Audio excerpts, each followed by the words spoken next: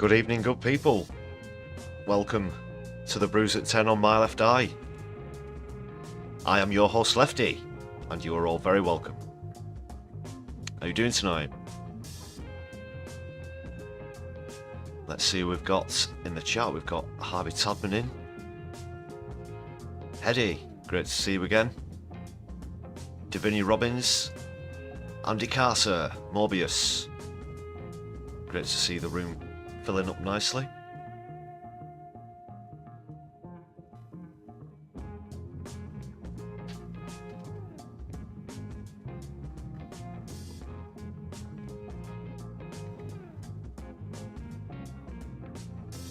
Hope you've all got some suitable refreshments.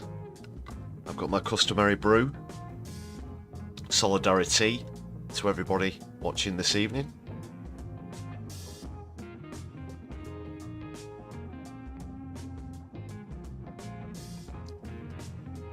See, we've got some peppermint tea floating around, as well as a tall glass of Baileys. Why not?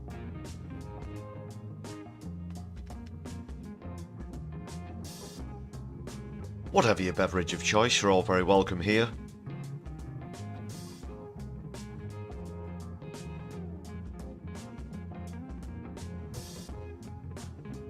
For anybody who doesn't know, My Left Eye is a channel made by socialists for socialists. And tonight's live stream is my first reaction to PMQs. A bit of fun and games as well thrown into that. I've got a few stories either side of that to talk about as well. My goodness.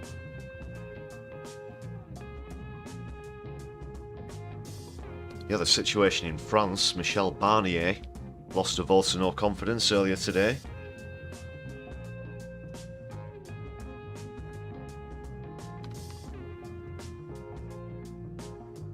Yesterday there was a declaration of martial law in South Korea, but that's been quickly overturned. That's coming up as well.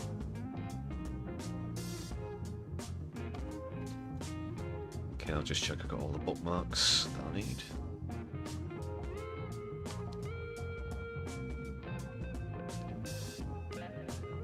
A couple of other bits and pieces as well. Scotland looks set to overturn the two-child benefit cap, which is good news.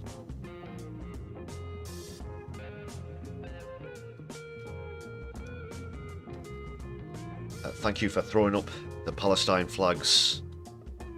Great to see that as always in the chat. Please do hit buttons as well. Thumbs up. Share across social media.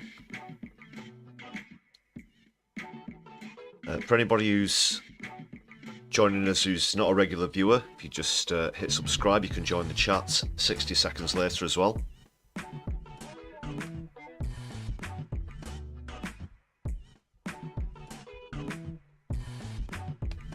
Jackie, great to see you too. Got Jackie, Kate Octo.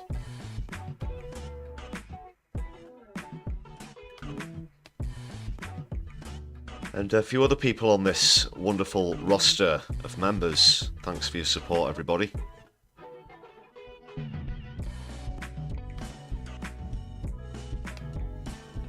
If you'd like to join this roster, you can do so for just 99 pence. Please do hit the button and find out what the perks are.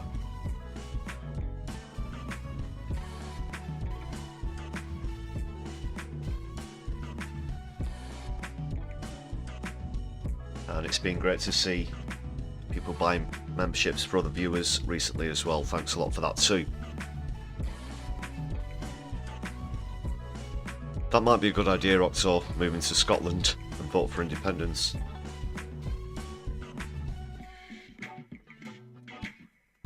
I can risk my neck early on so much as to say Labour are going to take an absolute drubbing at the next general election. I don't think I'm putting my reputation on the line too much with that very early prediction. The initial signs, of course, being that people north of the border, as we say, are very disgruntled with Keith. Guitar Guy, great to see you again. Hope you're well.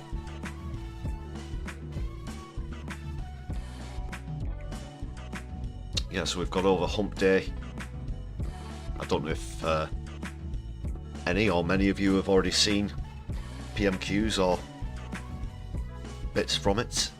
Like I said, as always, this is my first time reaction, or it's going to be. Black Hole versus Postman Twats, of course.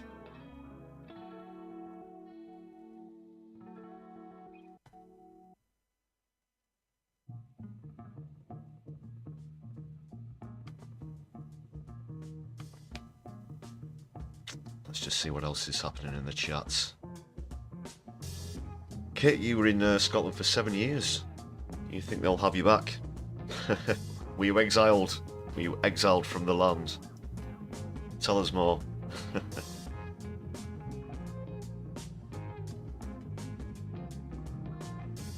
No, but of course there's strong support for independence. In Scotland they only narrowly missed out on the referendum. That was a decade ago. Ever since then, there's been, well, obviously the UK's left the European Union, of course. Vast majority of Scottish didn't vote for that. They feel misrepresented in a lot of other ways too, so fair play to them. They actually pay the highest amount for their energy in the UK, despite the fact that they operate at a surplus.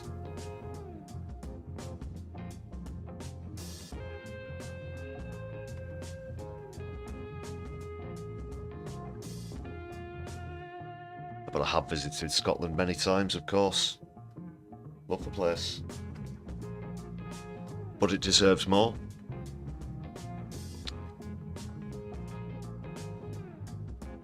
Speaking of economics and such, in the final few moments before we get straight into things. Speaking of Scotland, that's just reminded me. Let's try and squeeze this one in. I heard earlier today, I don't know if you heard, about Blackpool becoming the place with the lowest life expectancy in the UK, overtaking Glasgow, which it formerly was.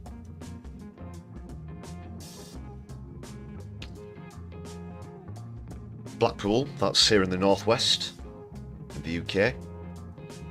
Just for anyone who's in the north, not as far north as Scotland, of course. But Blackpool already had the highest unemployment rate in the country. Now it's got the lowest life expectancy in the country. I dare suggest that there's some positive correlation between those two facts.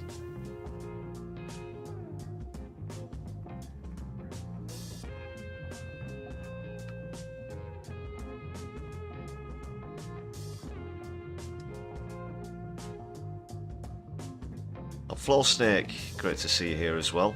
Trying to keep up with all the goings on in the chat before we dive in. Heady, you've never been to Scotland or Wales. You really should, if you can.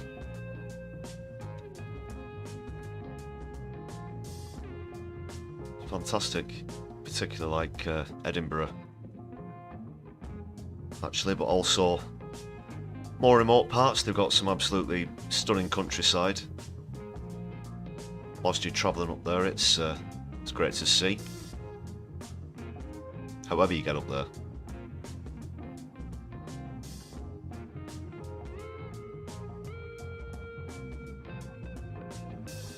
Right, let's get cracking.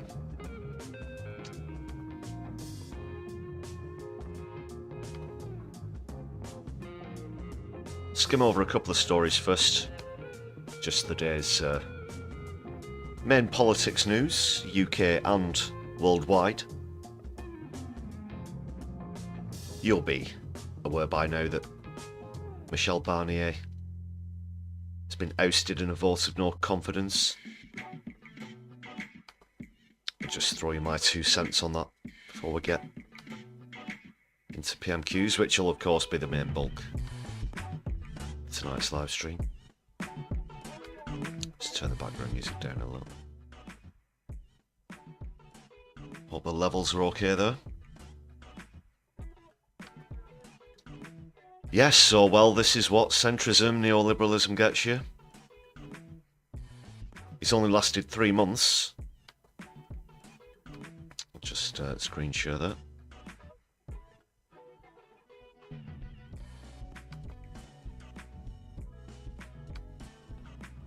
And after trying to force through a budget, essentially, which has triggered this vote of no confidence, trying to force it through without a vote in Parliament, people have had enough of Barnier, who was brought in, of course, after a hung Parliament in the general election just around 12 weeks ago. He's the shortest reigning Prime Minister.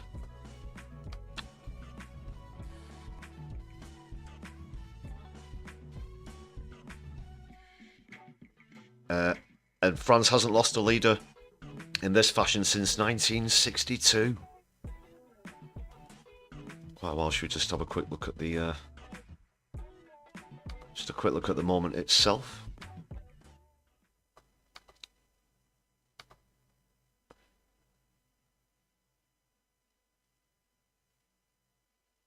Je ne sais pas si c'est en anglais ou français. I think it does have translator.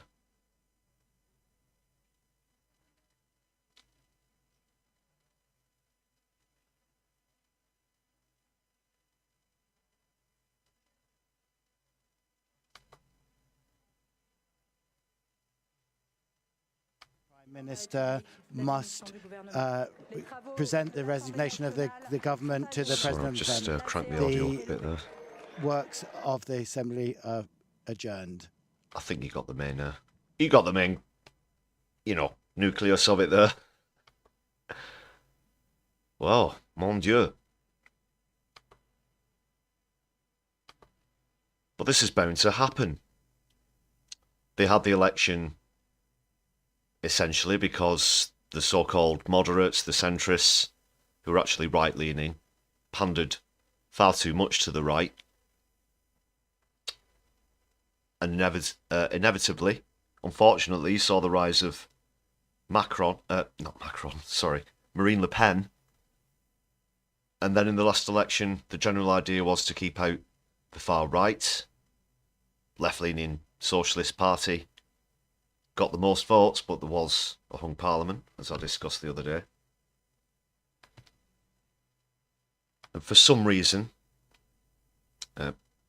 President Macron decided to put up another centre-right figure. So no wonder, I say. But this essentially leaves France without a government.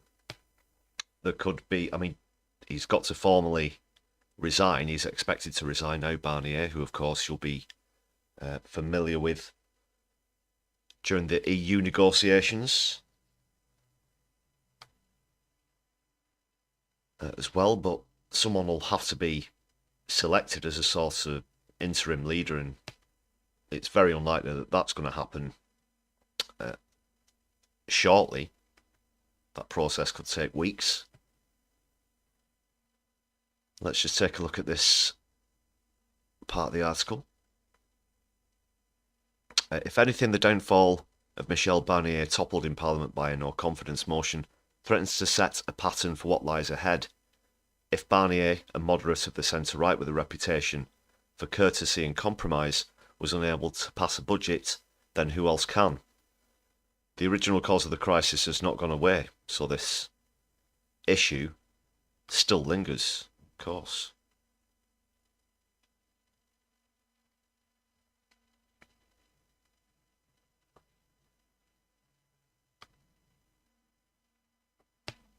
And this could also trigger a re-election, in which case, again, you've really got to keep the far-right parties out.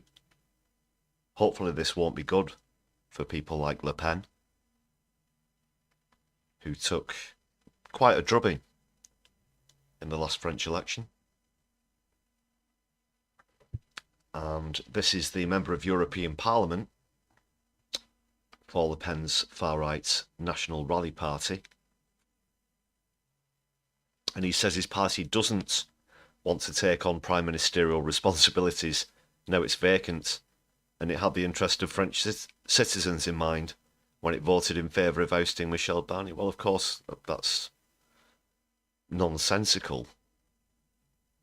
They didn't get anywhere near the most votes in the last election, so why would they be asked to take over? That's a bit rich, or a bit fanciful.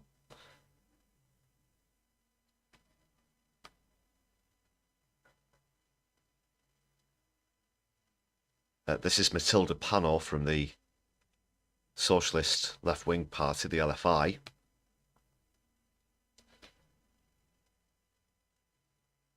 And she says, today is a historic day as Barnier's government and the violent budget have fallen. She also adds, we are calling on Macron to go, as she repeated calls for early presidential elections. Of course, in France, they have a president and a prime minister, just in case there's any confusion there between the two.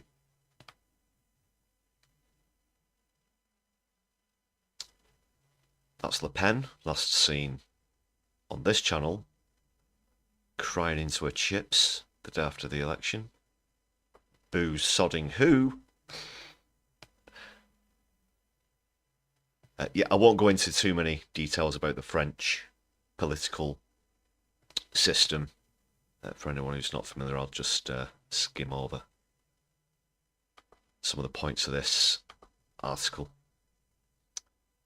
331 votes, so it was a very decisive vote there. Oh, I've lost my place. There we go. That's quite a lot.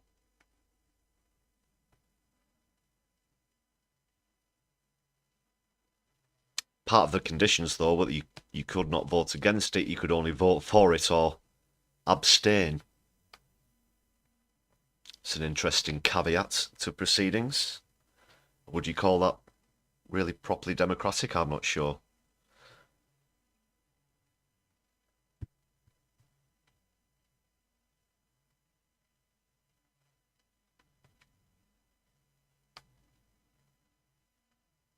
And there have been no official statements from Barnier or Macron. As things stand, I'll try and keep you up to speed with that. So there is, didn't last very long. I'm sure that's not something he would want on his CV. shortest term.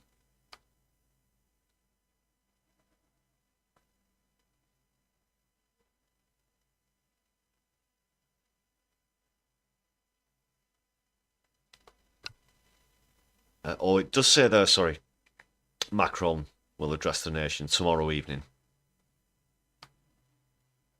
That's just about that for now.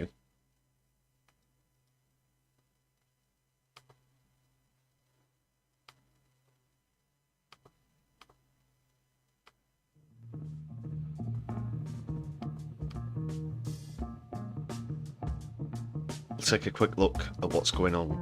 Excuse me. Take a quick look at what's going on in South Korea before we get into PMQs.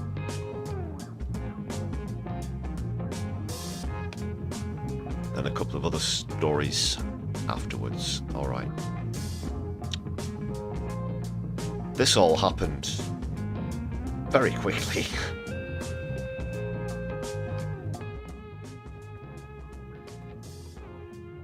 Well, put it this way, I remember seeing the story late last night that South Korea had attempted to impose martial law, and then by the time I woke up there had been a series of protests. Politicians had to sort of barge their way into the parliamentary buildings and get through a vote. obviously with, I believe, the army trying to stop them from doing that, so just go over the main facts. There we go.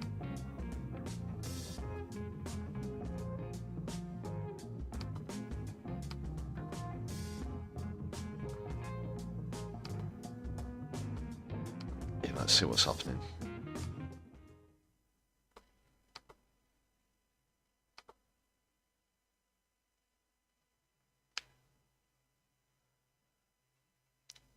Well, there's some scenes. Whoa!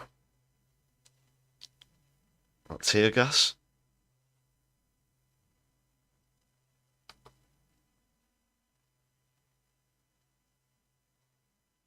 Oh, sorry, the Evoking unhappy memories of the military rule, skip that. which was over.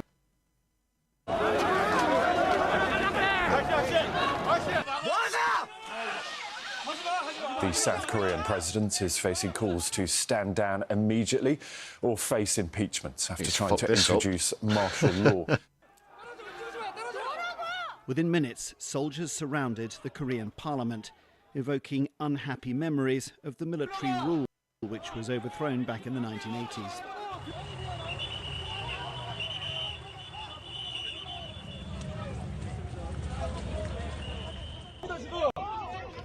Well, they've had a democracy for around 40 years. Previously, they had dictatorship, of course, as they still do in North Korea, which, oh, while I'm on the subject, believe it or not, when I first heard about this,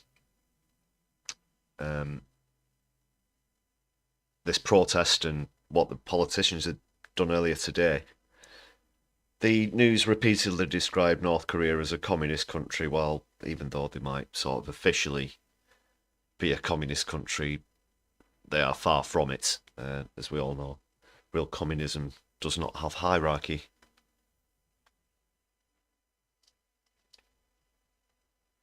Or supreme leaders, as they would put it.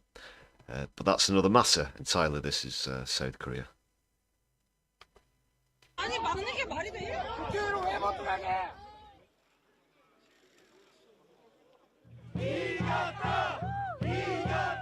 He withdrew his order as MPs defied security forces to vote against his declaration. They blocked me. Well, that's how you do it, you know.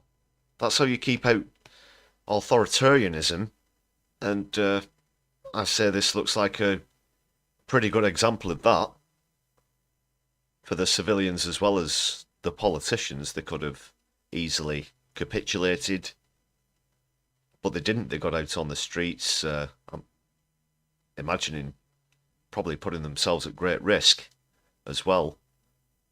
You saw some of the scenes there, including what looked like tear gas,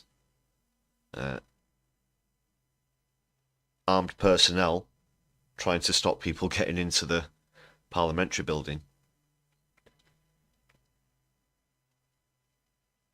And yeah, I can see a few of you in the chat as well, recognising the people power. Power to the people. People got the power. Solidarity. Solidarity. Well done, South Korea. South Korea. Excuse me. Note to self. Do not talk whilst sipping a hot, tasty beverage. He's got to go. He's got to go now. I rested a lot, but finally I got through. You know what? Still, I don't fully understand why he did it. It's very impulsive. Maybe he's in not right mind. I think this presidency almost over or on the brink of collapse. That's one of the opposition MPs, by the way. That's just to be clear about that. Not sure what, I mean, look at the location of the video there. I'm not sure if he just had to quickly do this video call in some sort of storage area, or potentially they had to barricade doors to try and stop the army getting in. I'm not sure what the circumstances are about the background there. Could be just the fact that it was at quite short notice. So what do you think about that, people?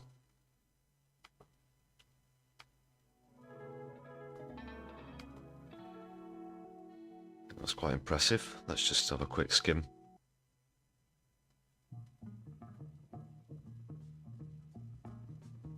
There's a few other pictures there from the protests.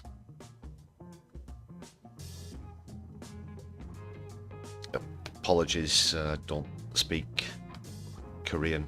Can't translate the signs there.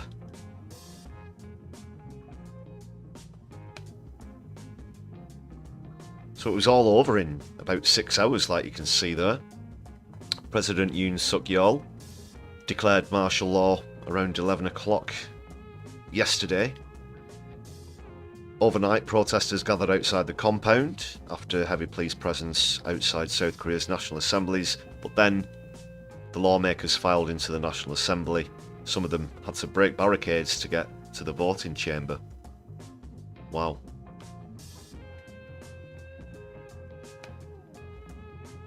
So then at 1 AM, just 2 hours later, excuse me, the National Assembly voted to overturn martial law, which was applied about 4 hours later, and then they went on to discuss his expulsion. Excuse me. So he's either looking to step down or face impeachment. One of his senior aides has resigned. Demonstrations continued outside the assembly and across Seoul.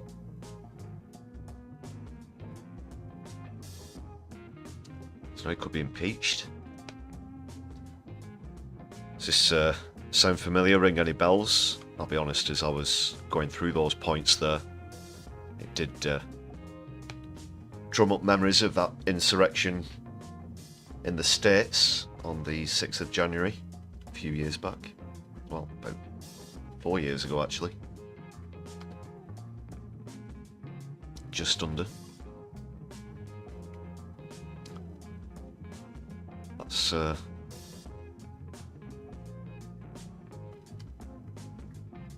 bit of non-violent direct action there. Woman lies on a road to block a vehicle transporting an army unit. Again, that's very brave to stand up to the army.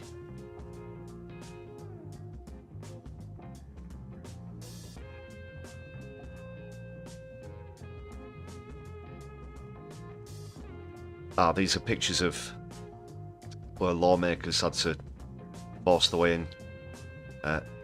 So that answers my earlier query about all of the chairs being stacked up. It does appear that they had to barricade themselves in. Wow. That's a little. Well, it's not strange under the circumstances. I'm just thinking again about the American insurrection, but it wasn't the army that they were trying to keep out. It was a bunch of right-wing nutters.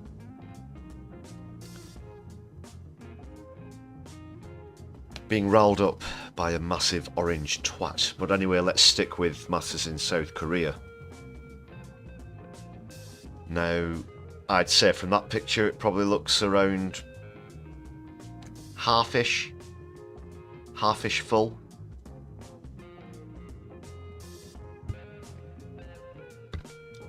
But I'm assuming enough people made it inside, obviously, to make it a valid vote. And now they can look to impeach him. After the vote, opposition leader Lee told reporters it was a decisive opportunity to break the vicious cycle and return to normal society. Schools, local businesses and banks opened as usual on Wednesday morning, and flights continued to land uninterrupted in the capital city.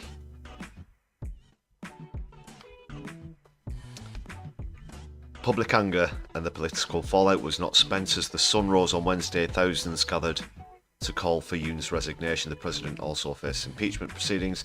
They said, "We are a strong democracy, but Korean people want to be safe. President Yoon must resign or be impeached. And I suppose anyone who'd be old enough to remember South Korea in the 1980s, anyone who lives there, who's maybe in the 50 to 60, I guess, age bracket, would have memories of, living memory of the former dictatorship as well. And that's clearly something that they want to avoid going back to. Keep you posted on the potential impeachment. That's all I'll say on this story for now, though. Let's get over to the House of Parliament. Speaking of seats of democracy, get your air quotes ready, so-called democracy.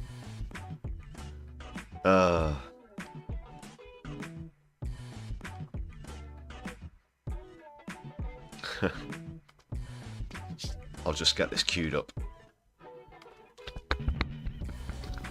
Get straight into that. Sorry, just knocked the microphone.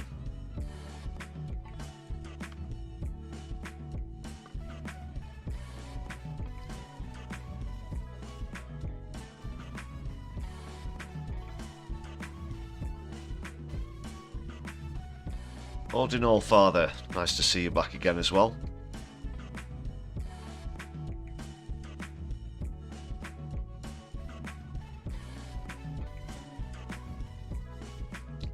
And Harvey, yeah, I noted your initial comment. You were the first into the chat tonight about Keir Hardie, obviously the founder of the Labour Party, a great man who formed it from trade unions and working class people, calling for the rights such as limits to hours on the working week, weekends, things like this. And I think he'd actually be very disgraced with what his unfortunate namesake Starmer has done with that great party. So he called for a war on wars, as you pointed out, but we didn't listen, unfortunately, yeah.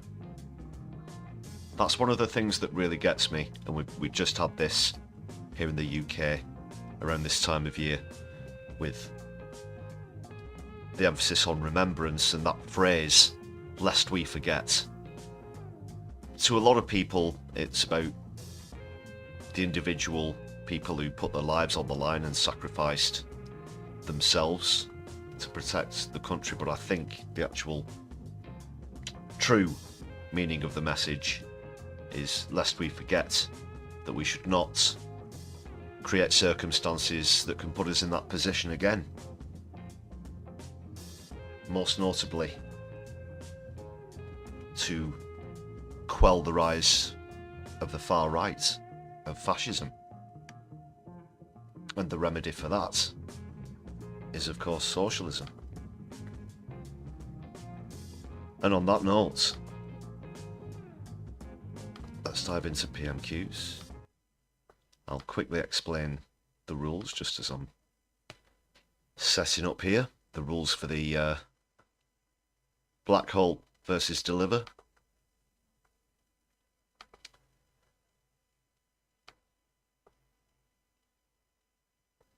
Just got to get through this ad. Right. There we go. Yeah, the rules to the game, very simple. Anytime anyone says deliver or black hole, we keep a running score.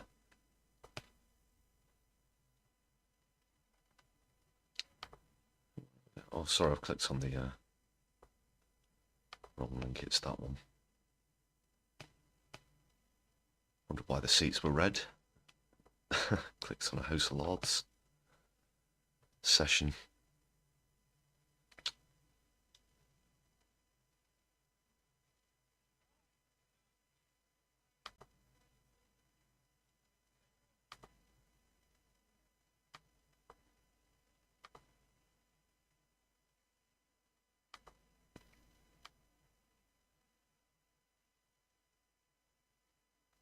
Just line that up, that should do. Hedy, thanks a lot for these super chats. Yeah, free South Korea. Free South Korea, free Palestine, free Lebanon. So many countries at the moment, really. Too many. Need to be freed. Thanks again for that. Solidari-Tea, brother.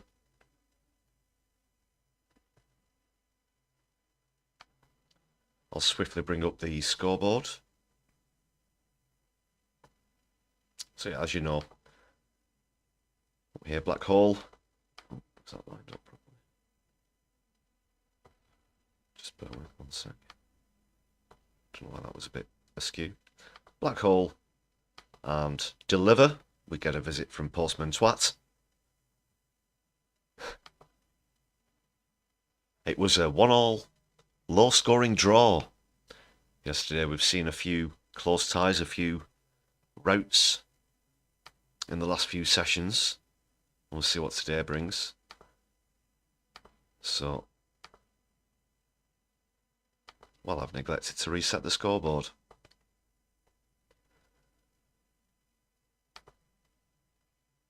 Bring it back to 0-0. Okay, we're good to go.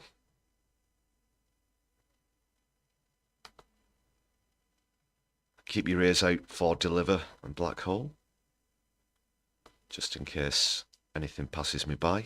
Let's dive in.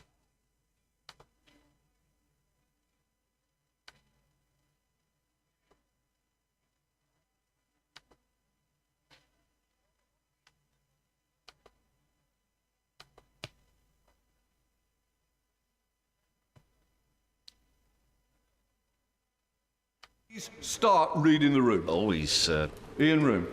a bit unhappy Question there. number 1, please, Mr. Speaker. Just skip that back.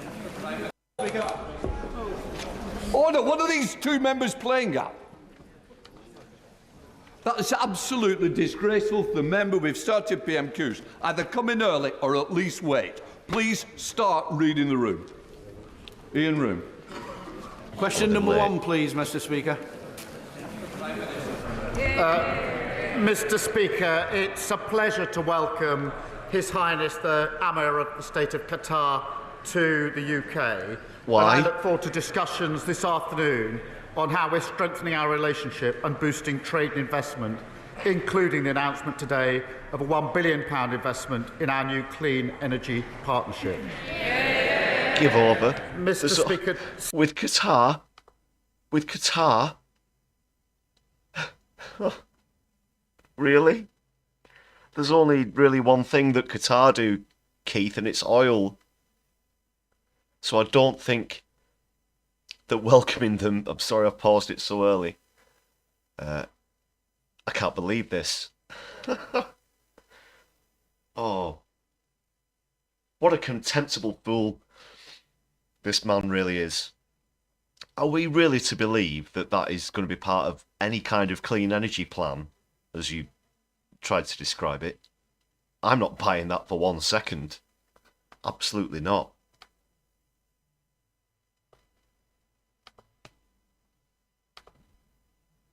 Sunday marked World AIDS Day, and we stand with all those that we have lost and those living with HIV today, and we will seek to end new cases of HIV in England by 2030.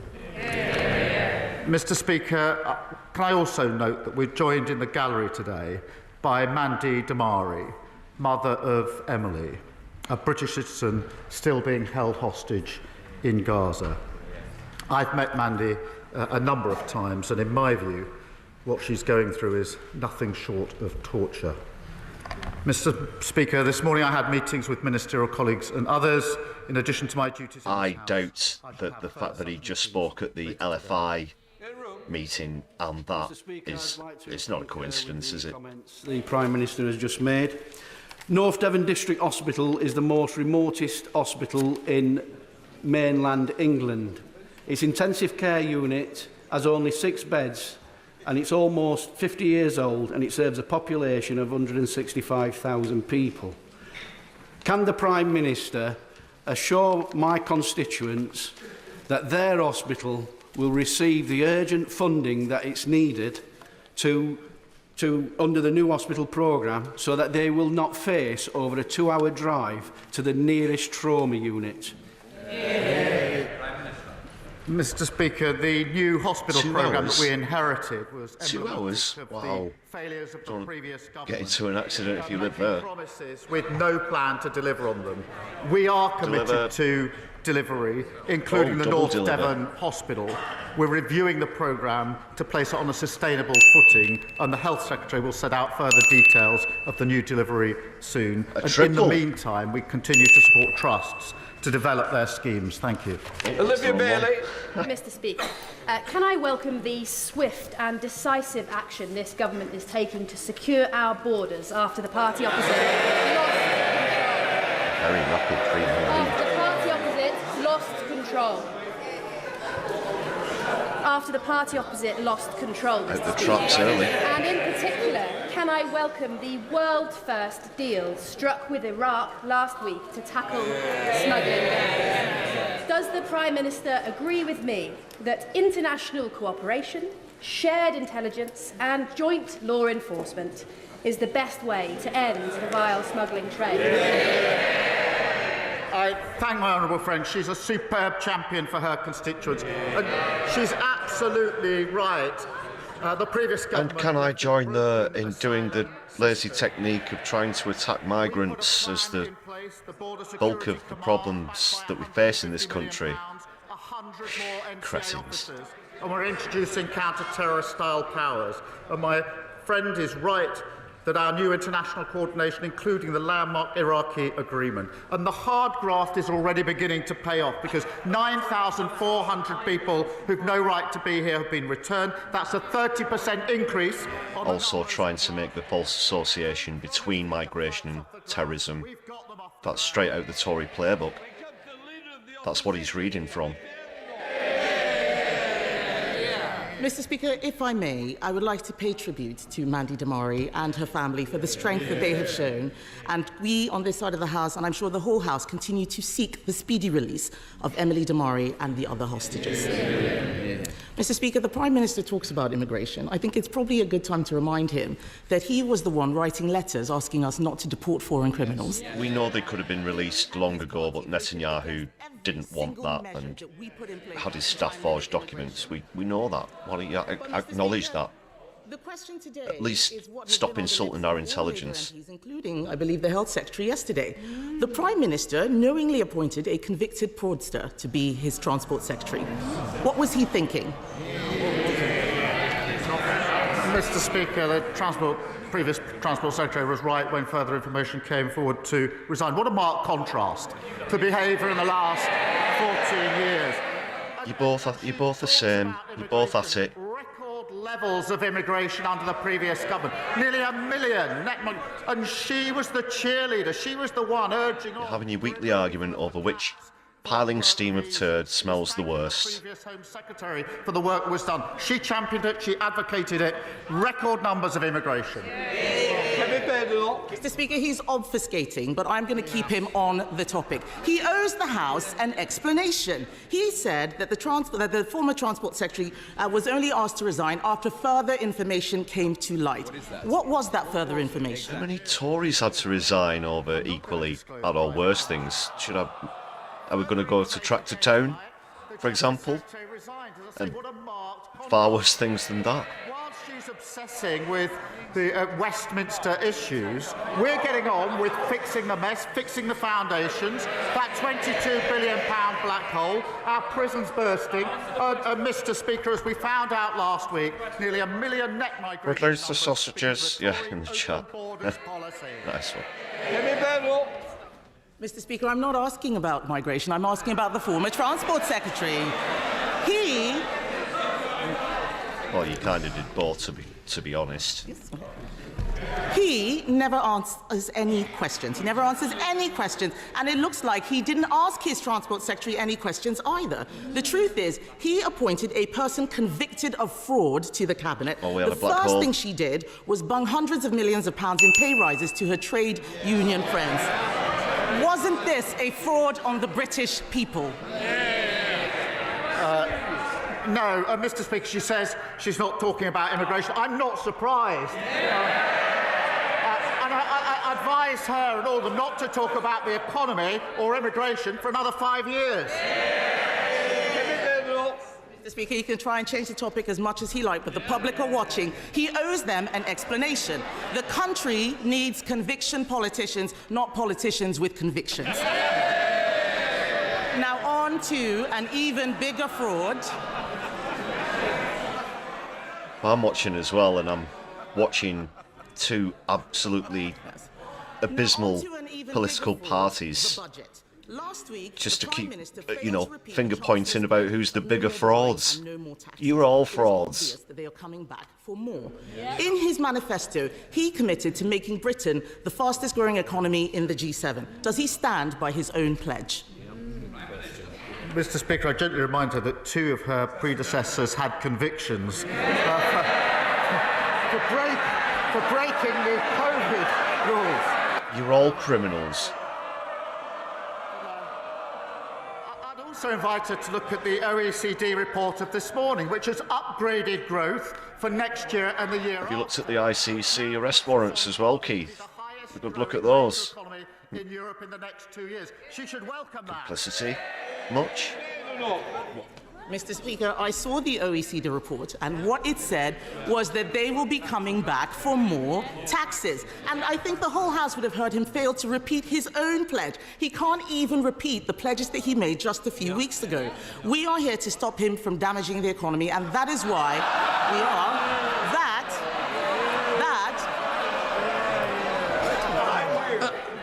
I want to hear the question. Can we burn off? Mr. Speaker, they are laughing the same way they all laughed during the budget when they talked about raising NI. They have no idea what people out there are dealing with. And that is why yesterday we voted against his damaging Neither do you. You're all completely detached from reality. You haven't got a clue what the average person or low earners are going through at all. Real business employing young people, unlike his cabinet of trade union stooges, CV embellishers, and an actual fraudster. None of them have ever run a business. Why won't he listen to business who are saying his budget is catastrophic? Mr. Speaker, I thought the scripted jokes were over, but we had another one about lectures about the economy from the party opposite. They broke the economy, mortgages through the roof, and a £22 billion black hole. Black hole, he says, reading from a script without any sense of irony. A bit of a comeback here for Black Hole now. But then 2 weeks ago, she says that she wouldn't reverse it. She signed trade deals, Mr. Speaker, that had farmers protesting in Whitehall. Now she pretends that she's their champion. She campaigned to remove the cap on migrant worker visas, and now she pretends she's furious about the open borders policy of the last government. Mr. Speaker, the fact is the Prime Minister has discarded his own Labour leadership promises. He's dropped the 5 missions he said would define his government. He's ditched his pledge to make Britain the fastest growing economy in the G7. We left office with UK the fastest growing economy in the G7. And that's just Keith. That's what Keith does, the same way as you did, and now he's got his latest relaunch coming up, which you mentioned on the last live stream as well. More pledges, promises, commitments, #1 priorities. Mr. Speaker, the only relaunch on that side of the House is the leadership bids of her rivals. And they she obviously hasn't read the OECD report of this morning, the fastest growth in the next 2 years of any major economy in Europe. We're proud of that. And they should never be allowed to forget the damage they did to our country. Welcome to the stream, Vicky. Great to see you again. Scientist experiment, open borders, unfunded tax cuts, neglected health service. And now, all the madness is still coming out. They say they should be back in office. They haven't listened, they haven't learned, and they certainly haven't changed. There's only one party that's driving this country forward, and that's this Labour government. Thank you, Mr. Speaker. Today, question 3, but who knows, next week I could be #1 in the charts. Tommy Gunn, welcome to the chat. Yeah, thanks for that question. Why do Tories never mention the UK debt? Obviously, debt is 100% of gross domestic product. Borrowing is 100% of gross domestic product at the moment. That's probably why they don't mention it. Because that's a lot, by the way. That's a lot. Not as much as some other countries, but definitely not good by any means. As the first MP this year to bring out a Christmas single, will the Prime Minister join me in thanking my musical collaborator, the hugely talented Mal Pope, and everyone involved with this year's Everyone Deserves hamper campaign that would deliver festive food to 1,500 homes across 5 constituencies in South Wales. Like our song says, there's a reason for the season, and everyone deserves a Christmas. Well, I thank rocking the leather biker's jacket in the House of Commons there. I didn't want to jump on that straight away, but obviously more casual attire than all these blue grey suits. I remember joining her in the summer, a few summers ago, on This the fashion watch involving hampers, much needed by her constituents, and I know how much it means to them. Christmas is a time to think of others, and I do pay tribute to her and all those supporting those in Where's Bethlehem, Keith? Where's Bethlehem? Tell us. Here are the Liberal Democrats, Sir Ed Davey. Thank you, Mrs Deputy Speaker. I, for one, will be downloading the song of the Honourable Lady for Neath and Swansea East. Can I join the Prime Minister in his delight and also his support for Mandy Damari, and our joint hope that we will see Emily and other hostages released as soon as possible. Mr Speaker, the Prime Minister has rightly spoken about the need to Do you recommend fake leather, by the way? Public's trust in Just British to politics. just to be clear about that. A crucial part of that is reforming our electoral system to make it fairer and more proportional. And so does a majority of the British public. And this House voted yesterday in favour of a bill for electoral reform put forward by my honourable friend, the member for Richmond Park.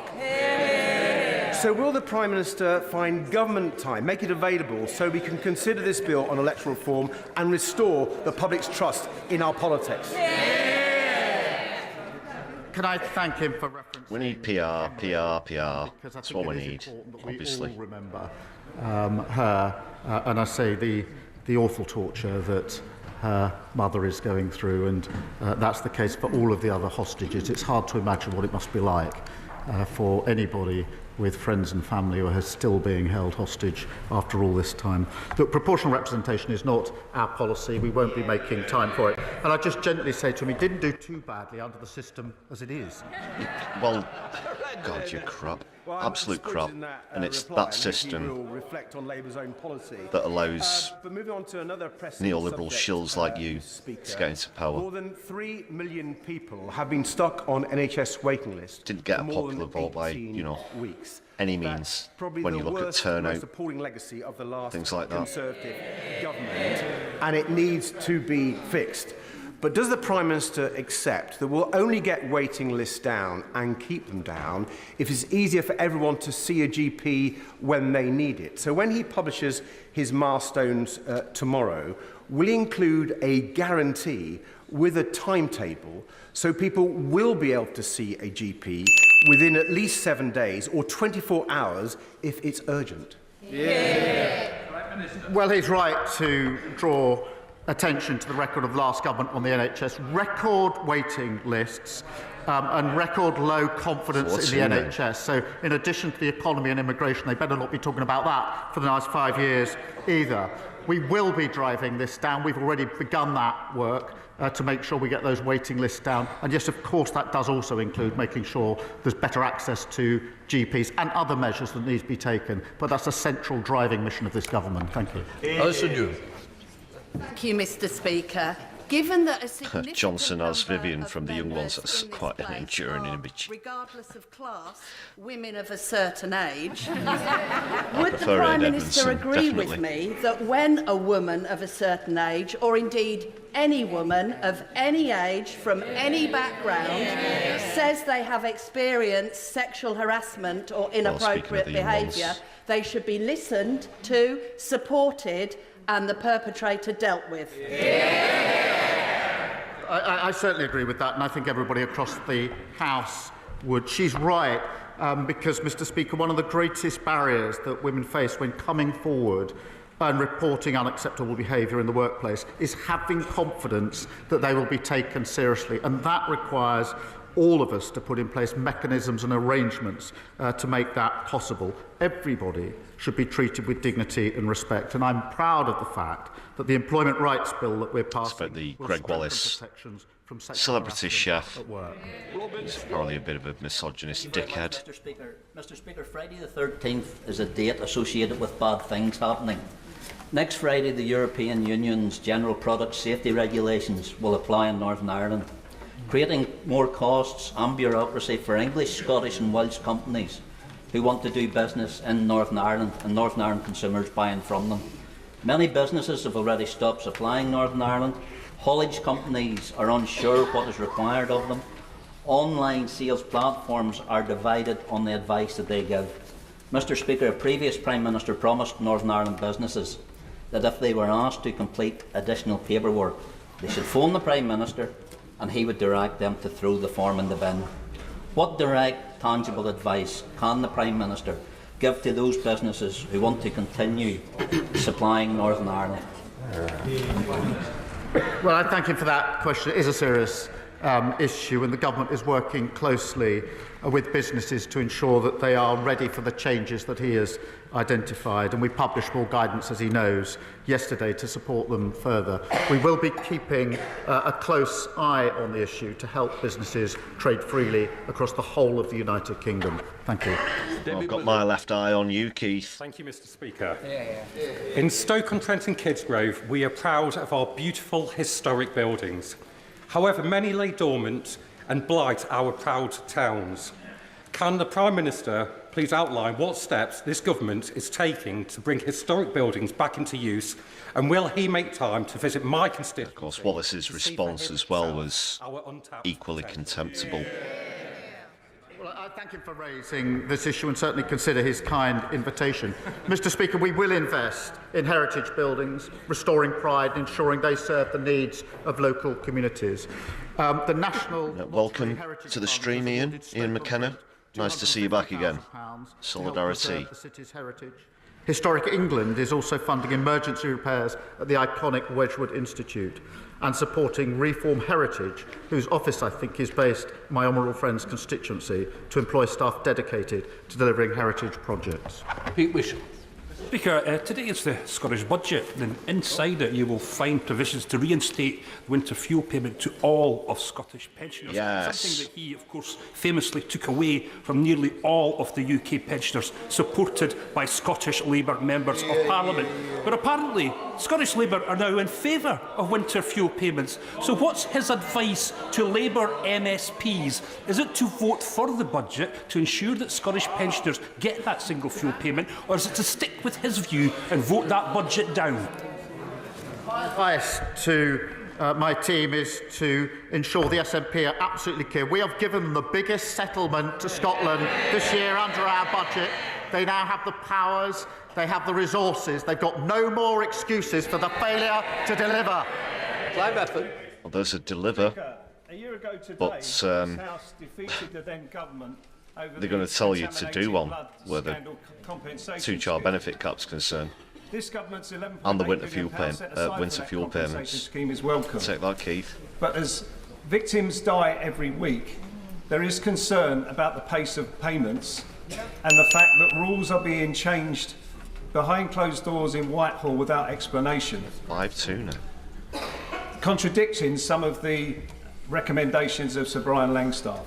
So does my right honourable friend agree with me that next week's meeting scheduled with the campaign groups representing the victims must represent the start of those infected and affected being involved in the process that they fought so hard for so long and too many died and failed to see?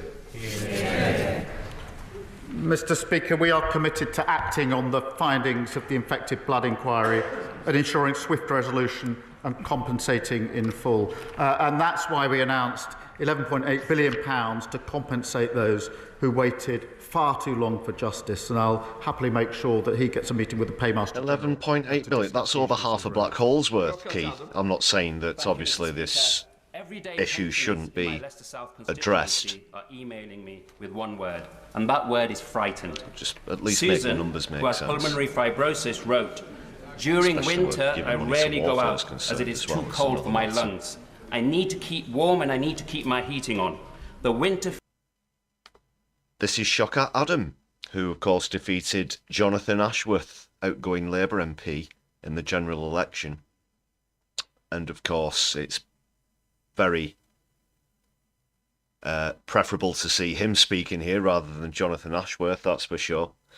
But just wanted to remind everybody how many times we've seen Ashworth getting on the mainstream media since the election, and now he seems to have wormed his way in to Labour in some sort of specially created position, effectively, without being elected, having an influence over party policy.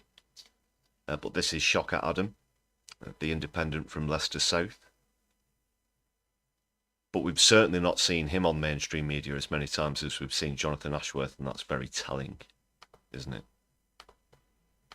The fuel payment was really helpful. She writes, "I want MPs to know that not all pensioners are millionaires or receive gifts from millionaires, nor He's do we all socialist, get the by the way. higher rate of pension. Susan is frightened she won't be able to keep her house warm this winter, and she is not alone. Does the Prime Minister realise how frightening it is for the 8,100 pensioners in my constituency who have lost their winter fuel payment fuel payment help? As the winter month starts to bite, will the Prime Minister come to Leicester to explain to Susan why he thinks this policy is not frightening?" Thank you. Mr. Speaker, as he knows, the #1 job of this government was to get our finances back in order after the mess that the last government made, including leaving a £22 billion black hole. Oh, We I had to could. take You tough absolutely choices. telegraphed They say that they one. I want could the see that one benefits, coming but a they can't mile say how away, they're going to Keith. pay for them. We do want to make sure that the most vulnerable pensioners do get the pension credit that they're entitled to. We're driving that up. But because we're stabilising the economy, we can commit to the triple lock. That's a £460 uplift in the pension next year. So every pensioner will be better off under a Labour government. Andrew Cooper. Thank you, Mr. Speaker. The Middlewich Eastern Bypass will support the delivery of nearly 2,000 new homes, 6,500 jobs and 1.5 million square feet of employment land. The previous government, having first promised to fund it, dragged their feet, putting jobs and investment at risk. Mr. Speaker, we're approaching the season of goodwill. So can the Prime Minister give my constituents an early Christmas present and offer some certainty over this vital infrastructure project? Mr. Speaker, we are committed to supporting drivers across the country, including by freezing fuel duty and investing £1.6 billion to maintain our roads. That's £500 million more than the previous year. I do know his constituents have waited years for certainty on this scheme. The project is currently going through an assessment and government process, and I'll make sure that he gets a meeting with the Roads Minister to discuss that. Martin Wrigley. Thank you, Mr. Speaker. The major GP practice Is he having a groups in my bit of a Newton debate about constituency what have written to me counts as detailing middle-aged their precarious finances. in the chat? I might Planning for the year into that ahead, shortly. they're Sorry, considering their crank the options, volume up a bit including here. redundancies, handing back their contracts or bankruptcy, and they've stopped recruitment of GPs, resulting in fewer patient appointments. The Health Secretary has promised an increased funding allocation, but has yet to say when we will know how much this will be. Will the Prime Minister release this funding information and meet with me and the GPs to hear their precious first-hand? Mr. Speaker, he's right to raise this. The Darzi report that we commissioned made clear that the NHS was broken by the previous government, and that's why we provided £22 billion of additional funding in the budget this year to start the work fixing our NHS. We do obviously value the vital work of GPs, and every year, as he knows, we consult with the sector about the services that they provide and the money they're entitled to in return. And we'll send that out. We will set that out in the usual way. Thanks, McIntyre. Thank you, Mr. Speaker. Holly Gazzard was murdered by her boyfriend outside her workplace in Gloucester 10 years ago. Since then, her family have established the Holly Gazzard Trust, which educates young people on domestic abuse and stalking and keeps women safe with its Hollyguard app. Will the Prime Minister join me in paying tribute to Holly's family and the work of the Holly Gazzard Trust? And will he update the House on the steps that this government is taking to tackle violence against women and girls? Mr. Speaker, a decade on, the thoughts, I'm sure, of the whole House remain with Holly's family. It's obviously a good point, but it definitely wins Planted Question of the Week. The vital work of the Holly Gazzard Trust. In relation to the steps we're taking, we've got a mission to halve the levels of violence against women and girls within a decade. That is really tough to do. Nobody has ever committed to that. You shouldn't really set yourself targets. That's one thing I've talked about before as well. And that will include, reducing amongst the steps X by 50%, increasing another thing by whatever. Control rooms to make sure they're picked up early, launching a pilot of new domestic abuse protection orders, developing a national framework to track and target high harm offenders, and strengthening stalking prevention orders. We will take other measures to make good on this commitment. Graham Ledbetter. Thank you, Mr. Speaker. A WASPy woman dies every 13 minutes. That's 2 since the Prime Minister took to the dispatch box today. That's 111 every day and nearly 17,000 since he took office. So can I ask the Prime Minister, how many more WASPy women have to die before the government takes action to give them the financial redress and the justice that they are due? Mr. Speaker, we are moving at pace on all relevant issues. We've passed the WASPy women to provide the scandal, baseline for what we need, and we'll continue to Labour do so. under Corbyn, we're going to compensate Thank you, Mr. Speaker. those who Local have councils in my constituency pensions are held early in with hostage, are facing essentially, or significant stolen. financial pressures from SEND provision. Disgraceful. Woking Borough, for example, Scandalous. has twice the level of SEND instance than the national average, yet historically the level of funding has not met the level of need, and this has left families and children waiting too long for help. The previous government's safety valve programme was only a sticking plaster, so I welcome this government's announcement today of additional SEND funding in mainstream schools. What more can this government do to make SEND funding sustainable? I'm grateful to her for raising this. I think the 5th or 6th time SEND has been raised at PMQs. We did inherit a system neglected to the point of crisis by the last government, and so we'll deliver the change that's desperately needed. There's a deliver. Just going back to the WASPy women thing, I don't think Keith's going to take any serious action about that. Almost £1 billion more on high needs budgets. And today we're investing and announcing investment of £740 million in funding to create SEN units in mainstream schools which deliver specialist support, and I'm very pleased to be able to take that forward. Thank you. Mr. Speaker, members across this House are deeply concerned that the Post Office are considering closing more than 100 branches across our communities. More than 3,000 people have signed a petition opposing the closure of Bexhill Post Office. Does the Prime Minister agree with me that the government must ensure we protect vital post office services for all of our constituents? Can I thank him for his question, and can I also recognise the campaigning of many, including himself, for local services that their constituents rely on. The Post Office is required to maintain a network of 11,500 branches and ensure that 99% of the UK population lives within 3 miles of a post office. Decisions obviously about individual branches are for the Post Office to take following consultation with local communities, but I'm happy to make sure he gets a meeting with the relevant minister to discuss his particular case. Speaker, in my constituency of Darlington, it's full steam ahead to 2025. I noticed we've not had Stephen Flynn this week. We have other SNP MPs. With a 9-month festival. We're proud of our industrial contribution, but many in my area have concerns about the future of our rail industry. What assurances can the PM offer that he will get our railways back on track? Mr. Speaker, we are delivering on our commitment to bring railways back under public ownership, putting passengers first. And today we've announced that South Western Railway services will be the first to transfer into public ownership next year. So we can turn the page on decades of delay, fragmentation and failure. Runaway win, horseman twats. Much, Mr. Speaker. Veteran Anne Puckeridge is also in the gallery, and can I urge the Prime Minister to meet her to talk about her frozen pension? Mr. Speaker, yesterday the Daily Record reported that Scottish Labour MPs are very upset. Apparently this upset is caused... Yeah, Scott Stephen Flynn was in Scotland helping them pass the 2-child benefit cap. ...that they voted against in this place. As the Prime Minister comforts his upset MPs, will he remind him that the only people with the right to be upset are the 900,000 Scottish pensioners who were left in the cold by Labour's cuts. I work very closely with Scottish Labour in a harmonious way. We ran a fantastic campaign earlier this year, which is why she's sitting up there and not down here. Leon Cullen. Well, that was smarmy as fuck, wasn't it? House in relation to Mandy Damari, who I also met with this week and is from Beckenham. Yesterday marked International Day of Persons with Disabilities, and I'm proud to be one of the disabled MPs in this House. As a sixth former, I became one of the youngest people in Britain to have a hip replacement, and I relied on a blue badge. Data released yesterday shows blue badge theft has more than quadrupled in the past 10 years. Will the Prime Minister back my campaign to tackle people are stealing blue badges and that's quadrupled?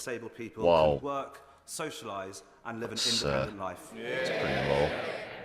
Can I thank him for being a powerful voice for some of the most vulnerable in our society? Look, theft of a blue badge is appalling, depriving people of their independence and ability to travel with confidence. It has a real human impact every single time, and that's why we're working closely with local authorities to help them tackle fraud and misuse. And I'll make sure he has a meeting with the relevant minister to examine what more can be done.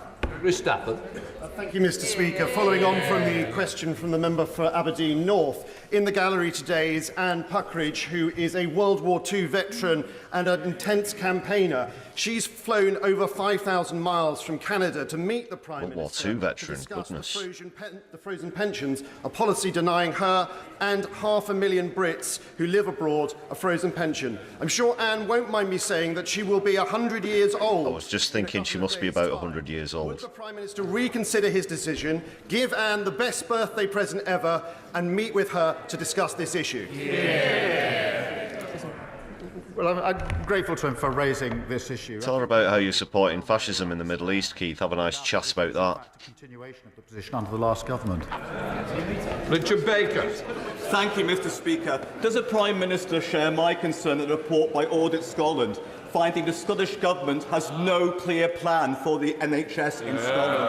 As a Scottish Labour MP, I'm delighted this government is providing £4.9 billion extra for public services in Scotland. Isn't it time for the SNP ministers to get a grip and do better for patients in my constituency who are facing some of the longest waiting times for surgery in Scotland? Well, I'm grateful to him for raising this because waiting lists in Scotland are appalling. And that's why we make the argument. They now have the money, they've got the resources, no more excuses for poor delivery. That completes Prime Minister's questions. And he snuck one in right at the end, leaving the score at 8-3. So a resounding victory there for Postman Twat.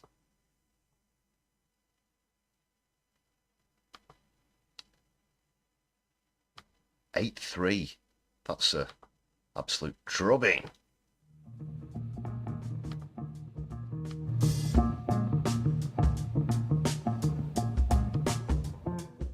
I did notice as well, because we've discussed in recent weeks whether we might replace Black Hole if it wasn't performing very well, which on a few occasions it has received quite a drubbing as it did today.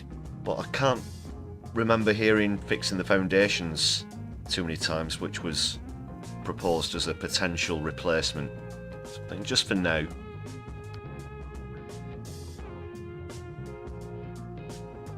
(8-3). High scoring as well. But of course, he got into a Postman Twat, that is. A very early 3-0 lead, with the Black Hole having a leaky defence during the first period of the game there, but it's a game of two halves, as we all know. So what do we make of that? That was pretty standard, really, I guess. Hoyle was quite irate at the start. Other than that, he didn't interject too much, except once or twice, I think when it was Kemi Badenoch's turn.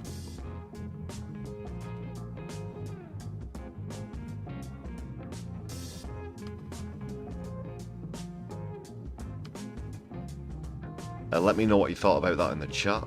Only been going over a few other things as well. Nothing wrong with that, of course. Let's see what's happening.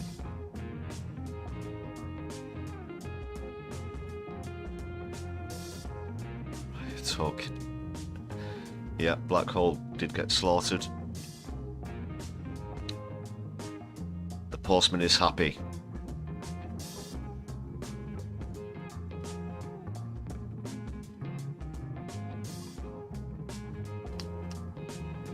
Yeah, Keith says deliver more than a FedEx manager or whatever. Other couriers are available, of course. Highly recommend against using one of the other obvious ones that might begin with an A.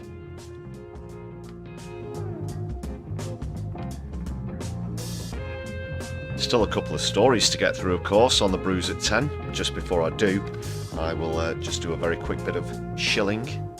Let's get rid of the scores.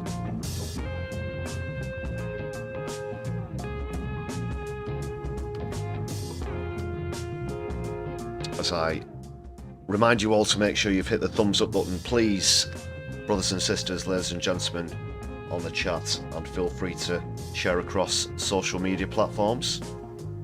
Speaking of which, keep an eye out for an upcoming transition to Blue Sky on the channel.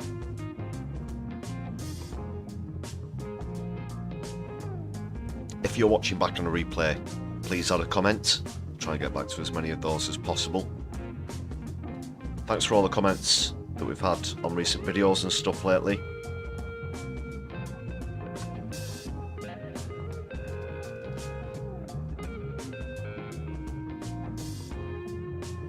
Canteen.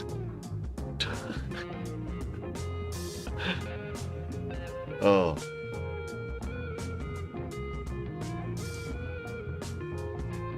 You're always good for a tea-based put in the chat. Doc Davies is here, nice to see you again.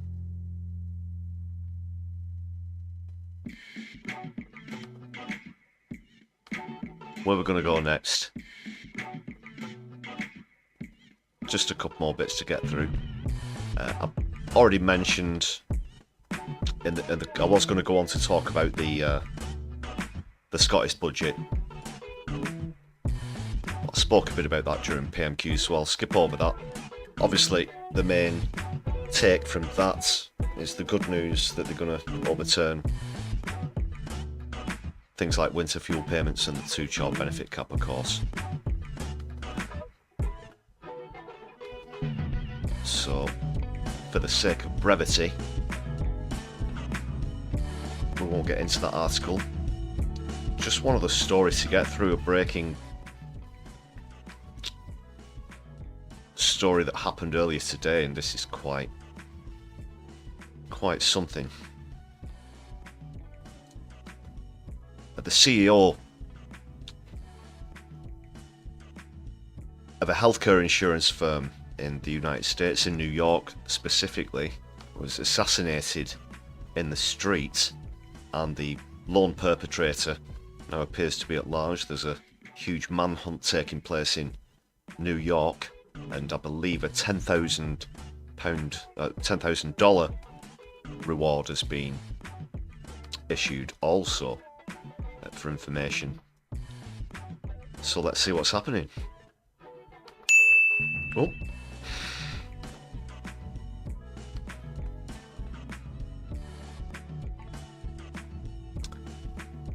Sorry, I sat on the bell. What, you thought those were clips or samples or something? No, I've got a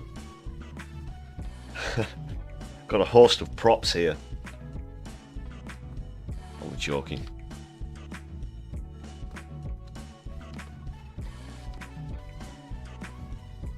I'm not going to risk anything with terms of service in terms of showing the actual footage. Just to describe it, if you've not seen it, that's a freeze frame from the video, and Brian Thompson, who you can see on the left, is walking away from the perpetrator, who appears, well, you can certainly see from the footage, he shoots him in the back and then appears to shoot him in the leg. The gun then sort of jams up a bit, I think, and he managed to unjam it, and then he fired further shots before he fled on foot and then on an electric bike, and he was last spotted in the Central Park area of New York, of course, famous park there. But this was obviously a targeted attack. He was waiting in the area for quite a while before Thompson came past, and as he was waiting, other people walked by. This doesn't, the police have said, appear to be random. It does appear to have been targeted. You can see there's still gathering information there. Let's have a look at some of the clues. So there's GPS on the bike, the e-bike he was riding. Police say the gunman first fled by foot, then by an electric city bike, which are popular hire bikes with docks peppered around New York City. He was last spotted in Central Park. That was this morning. Don't know if that is that US time or Greenwich Mean Time, not sure. Police say they're working with the company to identify the bike's location using its GPS tracker, so it was a hire bike. Interesting. Maybe did or didn't know that it was tracked. I should say. It's not been established that the perpetrator was a male, I should say. A phone was discovered in an alley along the suspect's escape route. That's an interesting one.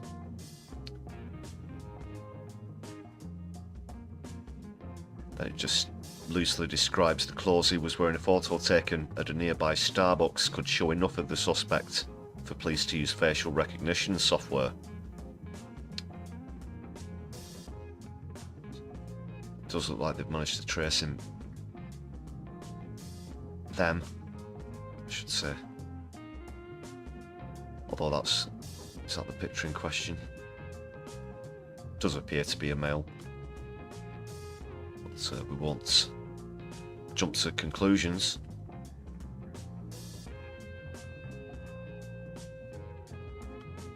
That goes to show the state of facial recognition technology as well, something which I don't approve of, and they do use this in London. Regular viewers will obviously know that I'm a political and environmental activist and have taken part in quite a few protests, demonstrations, non-violent direct actions, etc. in London, in the capital, where they exercise facial recognition.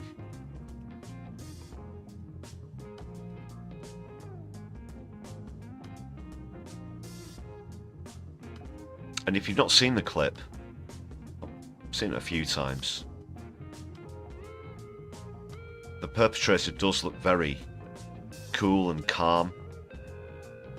Doesn't, obviously, apart from when they came to flee,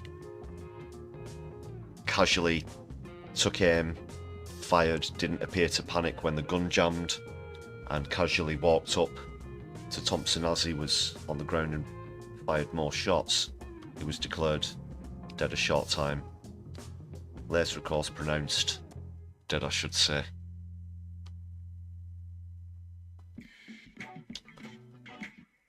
At 12 minutes past 7 in the morning, the incident took place around 7:15 Eastern time. That's around 5 hours behind UK time, for anyone who's not familiar with the time zones. That's pretty much it, just more shots from the CCTV.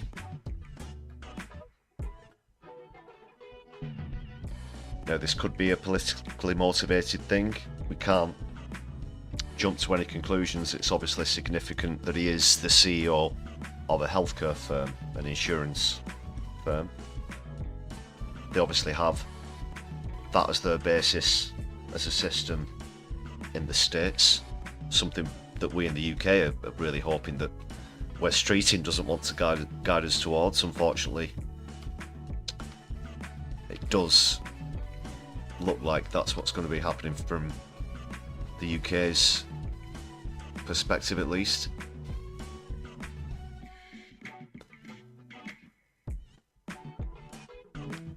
Just as an aside, but there is obviously a lot of condemnation for how much money these companies make, how they can deny people healthcare for very spurious reasons.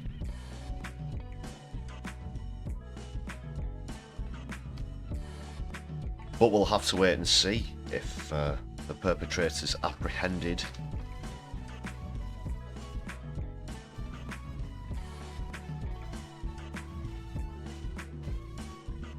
As is quite often the case with assassinations, political assassinations, this kind of thing,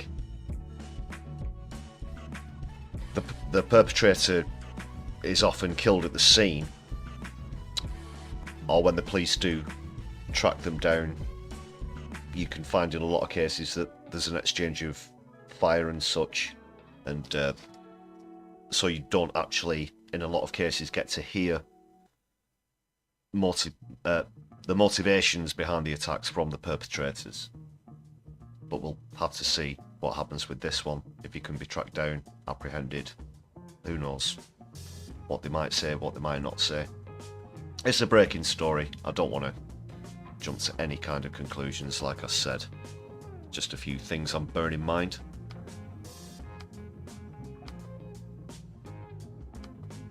Right-ho. That's all I'll say about that for now.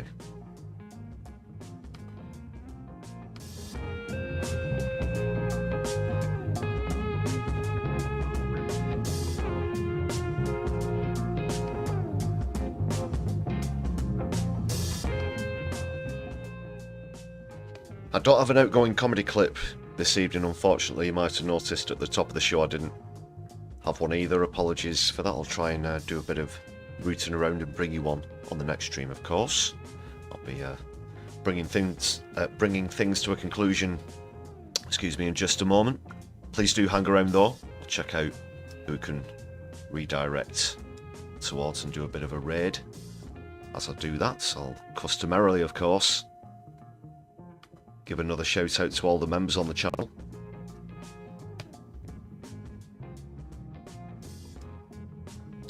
Thanks for the Solidari-Tea to all current members.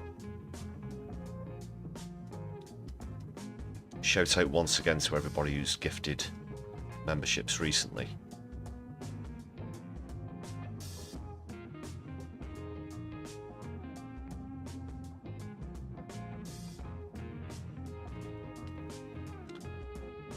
There's nothing live on at the moment. Kevin Logan's got one scheduled, which I may raid into, unless anyone has any other suggestions in the final moments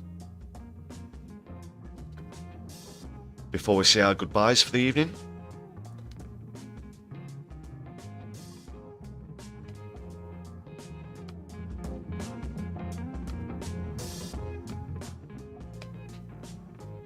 Yeah, please do let me know.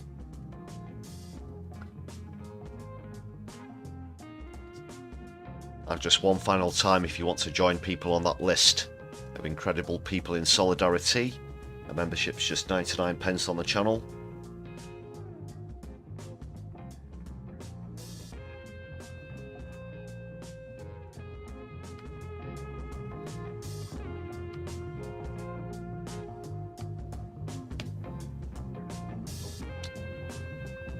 Okay, it doesn't look like there is anything to raid into, so I'll do a preemptive raid into Kevin Logan's scheduled stream, just so you can make a note of that. Oh, that's interesting. Wait, there are two. There are two streams scheduled. The one I clicked on said it was scheduled for the 1st December, and so does that one. A bit weird, but that's obviously been and gone.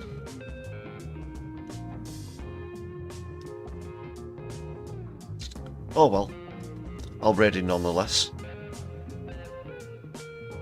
Sort of.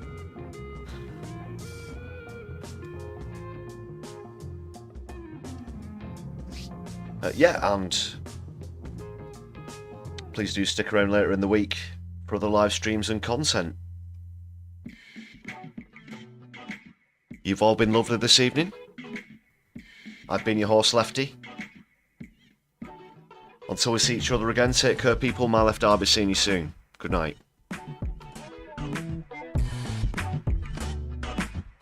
It's time for the bells.